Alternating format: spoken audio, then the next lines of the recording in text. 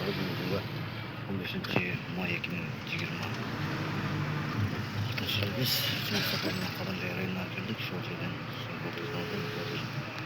bu arada otobüse çekildi. Biz de alıp çok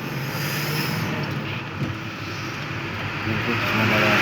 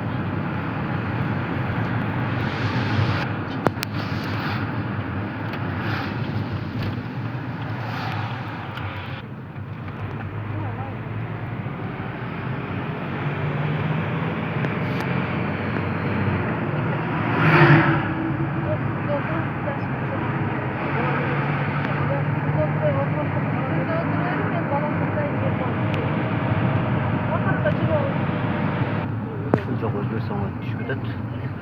Çok